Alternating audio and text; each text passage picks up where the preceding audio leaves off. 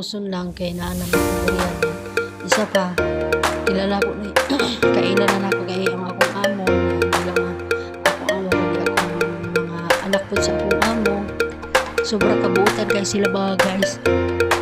Una nalilig ko mag mahay nga naliabot ko diriya nga kaning balaya nga akong giabotan diriya sa Saudi kay may gino nilang ang pag-abroad yun swerte ra. So guys, ma-share ko sa inyo, ma-share lang na ako mga kagamitan diriya sa Saudi guys. Na guys, na punas ko diriya hangla sige kuskus daro ng daro. Amo na gino nila mga FW hayahay sabay hayahay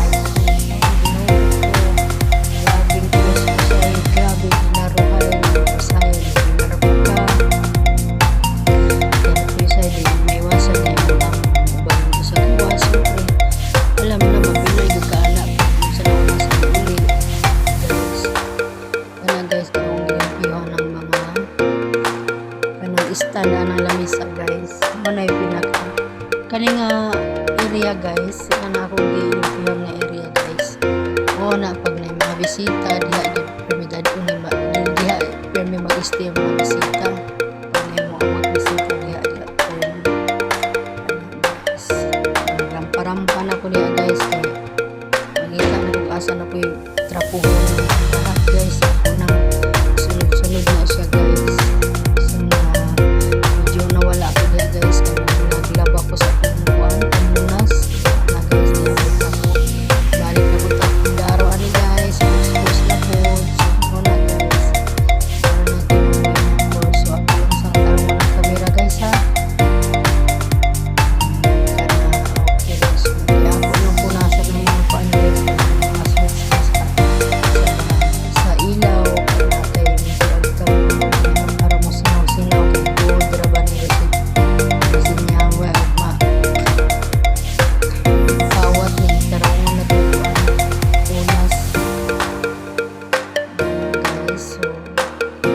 Kanang isa ka puan guys ako na da ikaduha ng video baliduhan na siya kalibin mga guys.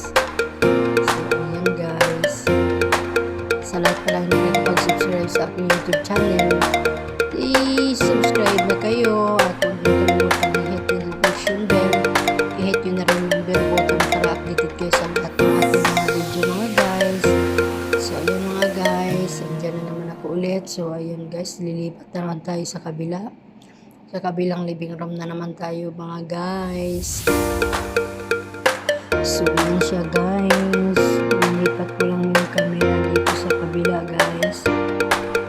Kaya hindi ko na siya makat-cut kasi mas gamay ko yung mag-kuan guys, mag-edit dito sa KineMaster kaysa dito sa CapCut. Pero okay ra. Siguro pag makadugayan maanod ako ang guys. Kaya mag-edit ko dito guys, ang gitara ang akong kamera. So mga guys, ang sa kalibin na magkira pang limpiyuhan mga guys. Napunas ko sa mga phone. Maraming kuranan kayo medyo malikabot na. Mga guys, ang bayan pag naibisita yan, bisita. Pag na maabot ang sila daw. So, anak din na ginabuhay natin nato dira guys no.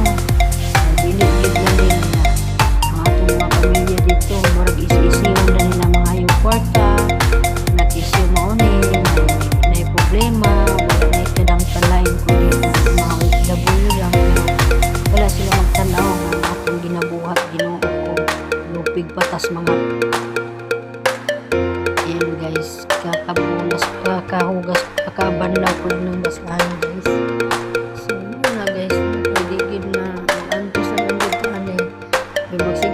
Abi ninyo guys, tinuod lang magsigira ko ingon na madam, every 2 years ako muli. Madam, magkuan humana po na akong 2 years madam. Layo pang kuan, layo pang bintay mga kuan, mga wala pa mga isa katuig na akong tunga kapin. Mag-decide na rin kuan, ang plano na po naman muli ba ko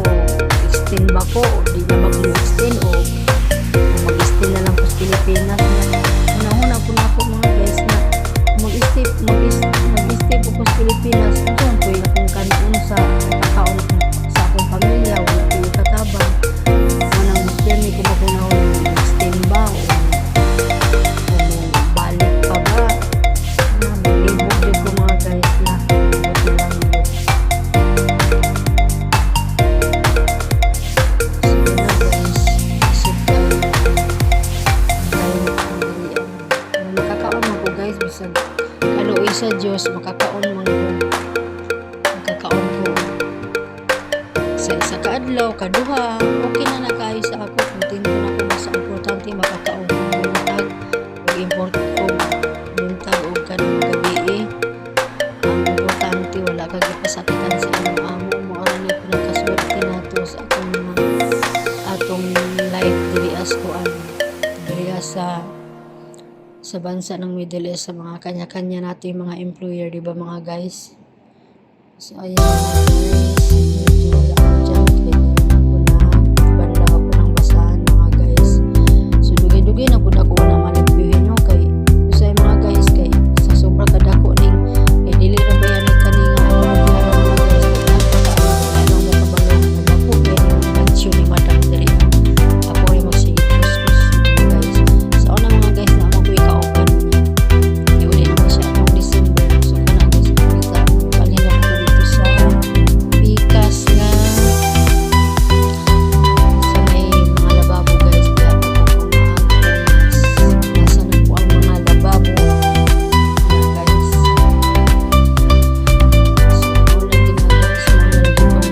Ako ikauban mga guys. Sa mga may balay sa akong kuya mga guys. Dili ni basta-basta akong mansyon niya sila kabuok ang anak sa akong madam. Kuan sila 8, 5 ka lalaki, 3 ka babae niya.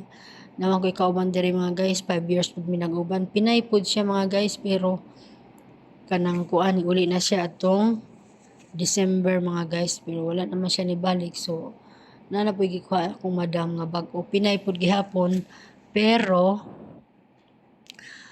ang baga ang dili na gyud siya totally na kasama ko dito sa bahay nato kay sa employer ko, kundi may employer din siya, pero yung anak ng amo ko na panganay niya kay nag-asawa naman. So kaning mga Arabo mga guys, ingon nila pag nag-asawa na daw mo suksok ya mo silang inahan, magsalig ya po sila silang inahan mga guys. Munang diri gyapon sila nagpuyo gyapon tong iyang anak nga kamagwangan nga nagminyo na yung anak duha ka buok. So diri gyapon sila nagaisip na sila apartment mga guys, pero muuli sila sa isa ka semana, kaduha, katulo nya balik na pud sila diri ana rang ilang status diri mo tong inikuha akong amo mga guys og kanang katulong nga para sa iyang anak nga. Pero ang ganasweldo mga guys, ang katong iyang anak nga napuy asawa na. So pag naapod sila diri mag-stay, motabangan po sa akong kauban nga Pinay pod pag naa sila diri mag-stay. Tabang-tabang sila, pero wala gyud sa ingon nga focus sa bata, kaya ang medyo nakatutok man pag naitrabahoon, ang nakatutok ang sa bata ang katong anak sa akong amo mga guys. So lagi na mga guys, dili lalim kay bisag na nga minyo na sila diri gyapon modot-dot sa ilang inahan. So inana din na sila diri guys no. Kabi ko kanang labi na kay babae siya, babae man ang anak sa akong amo magwangan, dapat kuhaon sa siyang bana, pero diri lahi man diri guys, kay diri gyapon sila mo stay, gyapon silang inahan, di nila kaya mabuhay siguro nga walay inahan nya mao na ilang status diri nya moadto ra sila o muuli ra sila sa ilang apartment. Pagtawagan sila sa lalaki tong bana sa anak sa akong amo, adto na sila sa apartment, tinana lang diri guys nya. Ang kauban po na ang ila kong kauban adto na po dito, ila na pong bano-banon nya. Ang mga anak niya guys, duha ka babae niya, puro po mga makukulit, pero usahay makawala sa stress, usahay na pod makalagot pod lagi.